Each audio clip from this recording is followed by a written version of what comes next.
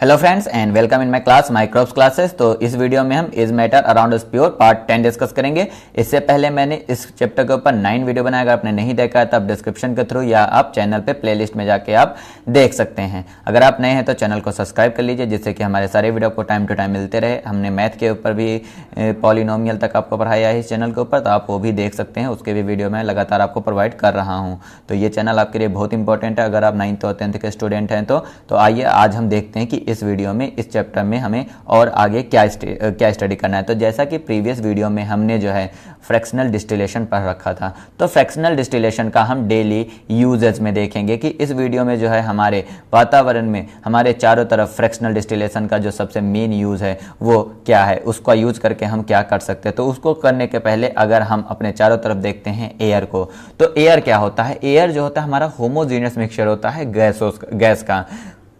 मतलब आप जो रिस्पिरेशन करते हैं उसमें भी आपका एयर जाता है। एयर के साथ सिर्फ ऑक्सीजन ही नहीं जाता, बाकी भी गैसेज उसमें मिली होती है। जैसे आपको पता है कि सबसे ज़्यादा एयर में जो है क्या होता है, आपका सबसे ज़्यादा एयर में आपका नाइट्रोजन का अमाउंट होता है। नाइट्रोजन का अमाउंट कितना होता है, यहाँ पे देखिए आपका दे रखा है 78% नाइट्रोजन होता है। उसके बाद जो है आपका ऑक्सीजन 20.95% होती है। इसके अलावा यहाँ पे कुछ चीज़ें लिखी हुई है, argon, xenon, neon, hydrogen, helium, krypton और कार्बन डाइऑक्साइड, ये सब के सब यहाँ पे होते हैं। ध्यान दीजिए एक चीज़, हम आपको यहाँ पे एक चीज़ यहाँ पे आपका कंसेप्ट क्लियर कर दे कि ये जो लिखा हुआ है argon, neon, xenon, krypton, helium, ये सारे के सारे जो है इसे हम अक्रिय गैस, इनर्ट गैस या नोवल गैस कहते हैं। क्यों? क्योंकि ये जो है हमारे वातावरण में बिना किसी रिएक्शन से, मतलब कोई रिएक्शन नहीं करते, फ्रीली अवेलेबल होते हैं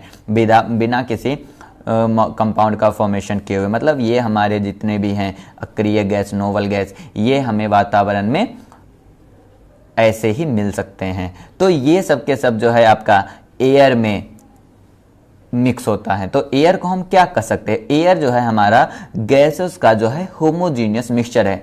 यहां से आपका एमसीक्यू क्या बनता है? एक तो एमसीक्यू ये बनता है हाईएस्ट अमाउंट में क्या होता है हमारे पास एयर में? नाइट्रोजन का परसेंटेज कितना होता है? 78% हमारा नाइट्रोजन होता है। दूसरा क्या होता है? दूसरा क्या आपका यहाँ पे बनता है? ऑक्सीजन का। ऑक्सीजन कितना होता है? 20.95, मतलब इसे हम क्या कर सकते हैं? 21% भी कहते हैं। उसके अलावा यहाँ पे एक क्वेश्चन एमसीक्यू का बनता है कार्बन डाइऑक्साइड का। कार्बन डाइऑक्साइड कितना होता है? 0.03%। तो ये आपके एमसीक्यूज के क्वेश्चन यहाँ पे बनते हैं, तो यहाँ से आप याद रखिएगा क्या है। बाकी ये हमारे नोवल गैस है। नोवल गैस इसलिए कहते हैं या इसे इनर्ट गैस कहते हैं क्योंकि ये जो है रिएक्शन नहीं करते हैं, ये हमारे रिएक्टिव नहीं होते हैं। ठीक, तो यहाँ से हमें क्या पता चला? एयर क्या होता है? एयर एक जो है हमारा गैसेस का मिक्सचर है। मतलब क्या है कि एक होमोजीनियस मिक्सचर है गैस का। तो हमें एयर से हमें गैसेस को सेपरेट करना है। जैसे हर एक गैस को हमें सेपरेट करना है, तो हम कैसे सेपरेट करेंगे? तो ये देखिए एक चीज बताइए आप, यहाँ पे आपका जो क्वेश्चन है वो क्या है कि एयर से हमें उनके कंपोनेंट या उनके गैसेस को सेपरेट करना है। तो एयर से गैसेस को सेपरेट करने के लिए हमारे पास एक चीज आती है कि हम उनके बॉइलिंग पॉइंट को देखें। लेकिन बॉइलिंग पॉइंट का मतलब क्या होता है? बॉइलिंग पॉइंट तो तब हम पहुंचेंगे जब हम उसे लिक्विड में बदल सकें। ठीक, अब अगर लिक्विड में बदलने की बात करेंगे तो यहां पे क्या हो रहा है? ट्रांसफॉर्मेशन हो रहा है एक स्टेट से दूसरे स्टेट में। एयर क्या है आपका?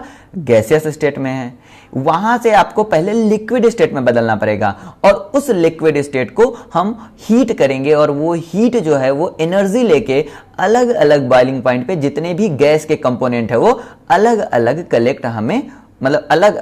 कलेक्ट हम कर सकते हैं फ्रैक्शनेटिंग कॉलम में। तो जिस मेथड का हम यूज करेंगे for the separation of air उसे हम क्या बोलेंगे? Fractional distillation.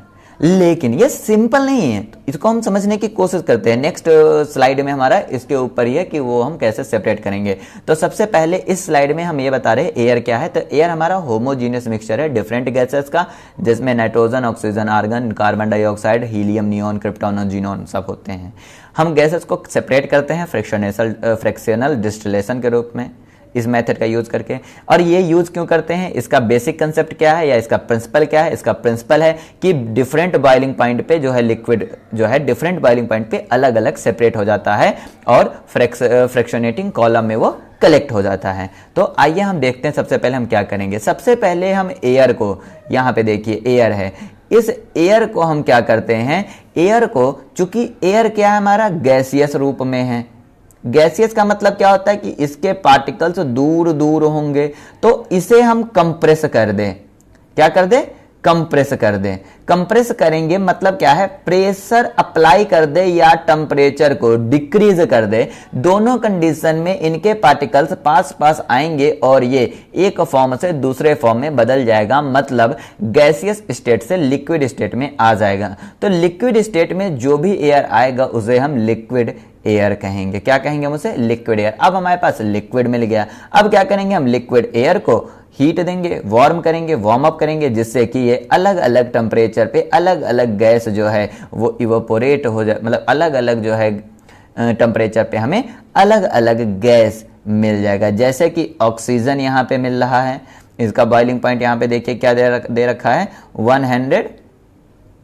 183 माइनस का, उसके बाद आर्गन है, उसके बाद नियॉन है। देखिए एक क्वेश्चन एनसीईआरटी में पूछा हुआ है इंक्रीजिंग ऑर्डर में बॉइलिंग पॉइंट के, तो यहाँ पे सबसे ज्यादा बॉइलिंग पॉइंट किसका आपको दिख रहा है? सबसे ज्यादा बॉइलिंग पॉइंट जो है 183, क्योंकि निगेटिव वैल्यू जो होती है जितना आगे होता है वो उतना ही कम होता चला जाता है। तो सबसे ज्यादा ऑक्सीजन का है, उसके बाद आर्गन का है, उसके बाद नियॉन का है। तो ये एक सिंपल फ्लो चार्ट है for separation of gases from the air. चलिए इसी चीज को हम थोड़ा और विस्तार से देखते हैं। जैसे कि यहाँ पे हमने यूज किया, एयर जो है वो होमोजीनियस मिक्सचर तो है, ये तो हमें सबको पता है, लेकिन एयर में सिर्फ गैसेस ही नहीं डस्ट पार्टिकल्स भी होते हैं। मतलब क्या है कि हमें एयर से प्योर गैसेस को अगर बाहर निकालना है तो हमारे लिए कम कॉस्ट लगे, इसलिए हमें क्या करना होगा कि एयर से डस्ट पार्टिकल्स को बाहर निकालना होगा। और किसी भी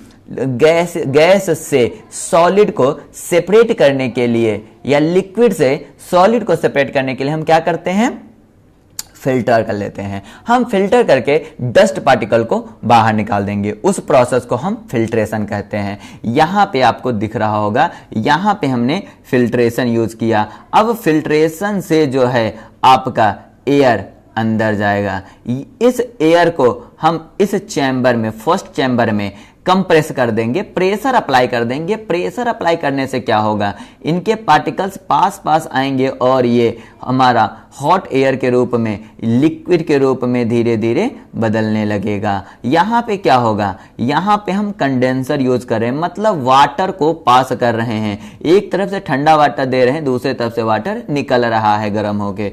तो यहाँ पे क्या हुआ, यहाँ पे जो है हमारा गैस का जो एनर्जी है वो लिक्विड में चला गया और लिक्विड की जो मतलब गैस की जो एनर्जी है वो वाटर में गया। वाटर की एनर्जी जो है वो हमारा कहां पे जा रहा, गैस में, यहाँ पे जो एयर में आया उसमें जा रहा है। यहाँ पे जो हो रहा है इसे हम काउंटर करंट सिस्टम कहते हैं। क्या कहते हैं उसे? हम काउंटर करंट सिस्टम कहते हैं।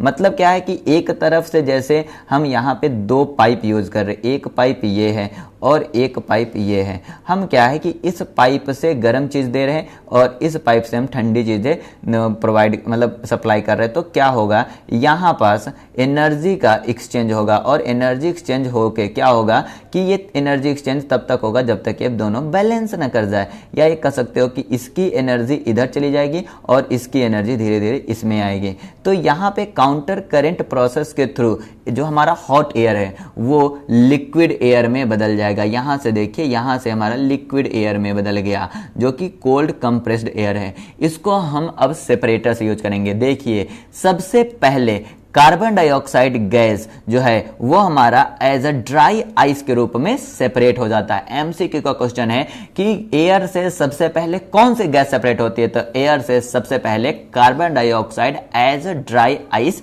सेपरेट हो जाती है। ओके, दूसरा, जब हम यहाँ से कार्बन डाइऑक्साइड को सेपरेट कर देते हैं तो हम इसे और कंप्रेस करते हैं और इसे कंप्रेस कर देते हैं, जैसे कि ये और लिक्विड बन जाता है और उस लिक्विड से हम उसको धीरे धीरे वार्म करना शुरू करते हैं लिक्विड एयर को, और वार्म करने से उसे हम फ्रैक्शनल डिस्टिलेशन कॉलम में हम मिल जाता है हमें बाकी सारी gases according to its boiling point. तो बॉइलिंग पॉइंट के हिसाब से हमारा गैस के कंपोनेंट जो हैं वो एयर के कंपोनेंट सेपरेट हो जाते हैं। सबसे लास्ट में जो है हमारा लिक्विड ऑक्सीजन बचता है। तो सबसे पहले कौन सा सेपरेट हुआ? Carbon dioxide. सबसे बाद में कौन सा सेपरेट हुआ? ऑक्सीजन सेपरेट हुआ। बाकी कहां है? हमारे बीच में है नाइट्रोजन, नियॉन, आर्गन, ये सब के सब। ठीक, तो फ्रैक्शनेटिंग कॉलम का यूज करके हम सेपरेट कर लेते हैं। तो आई थिंक इस डायग्राम में आपको कोई भी प्रॉब्लम नहीं हुआ होगा। हमने इस डायग्राम में से नॉर्मली क्या कर सकते हैं, सबसे पहले हम फिल्टर से एयर को पास कराएंगे, उसके बाद उसको कंप्रेस करेंगे, कंप्रेस करने के बाद उसे कंडेंसर से पास कराएंगे। कंडेंसर क्या करेगा? कंडेंसर जो है कोल्ड वाटर देगा, कोल्ड कर देगा लिक्विड को, एयर को, और उस लिक्विड से सबसे पहले कार्बन डाइऑक्साइड हमारा बाहर निकल जाएगा और वो उस चीज को फिर से हम कंप्रेस करके सेपरेटर से हम पास कराएंगे। सेपरेटर से कार्बन डाइऑक्साइड निकल गया और उसे कंप्रेस करके फ्रैक्शनेटिंग कॉलम से उसे सेपरेट पास कराएंगे, जहां पे वो वार्म होगा और अलग अलग बॉइलिंग पॉइंट पे अपने कंपोनेंट में वो डिफरेंट कंपोनेंट में डिफरेंट फ्रैक्शनेशन कॉलम में सेपरेट हो जाएगा। लास्ट में हमें लिक्विड ऑक्सीजन मिलेगा। तो सबसे पहले कार्बन डाइऑक्साइड और सबसे लास्ट में ऑक्सीजन हमारा सेपरेट होता है। तो उसी चीज को यहाँ पे मैंने एज अ थ्योरी लिख के, पहला हम क्या करेंगे? डस्ट पार्टिकल्स को रिमूव करेंगे फिल्ट्रेशन के द्वारा। दूसरा, हाई प्रेशर अप्लाई कर देंगे। तीसरा, कंप्रेस्ड एयर को जो है कंडेंसर से पास करेंगे, जिससे कि टेम्परेचर डिक्रीज हो जाएगा। उसके बाद क्या है? सेपरेटर से पास कराएंगे, जहां पे कार्बन डाइऑक्साइड हमारा ड्राई आइस के रूप में सेपरेट हो जाएगा। एयर जो है कोल्ड हो जाएगा, ये लिक्विड में बदल जाएगा। इस लिक्विड को हम धीरे धीरे स्लोली वार्म करेंगे, जिससे कि फ्रैक्शनेटिंग कॉलम में जो है वहां पे हमारा ये अलग अलग हाइट पे अलग अलग अपनी बॉइलिंग पॉइंट के हिसाब से सेपरेट हो जाएगा। तो इस तरह से हम एयर से उनके गैसेस को सेपरेट कर सकते हैं। अगर आपको वीडियो समझ में आया है तो वीडियो को लाइक कीजिए, इस चैनल को सब्सक्राइब कीजिए, अपने दोस्तों के साथ ज़्यादा शेयर कीजिए। अगर आपने मेरे बाकी वीडियो नहीं देखे हैं तो आप हमारे बाकी वीडियोज़ भी देख सकते हैं प्लेलिस्ट में जाके। Thank you for watching this video.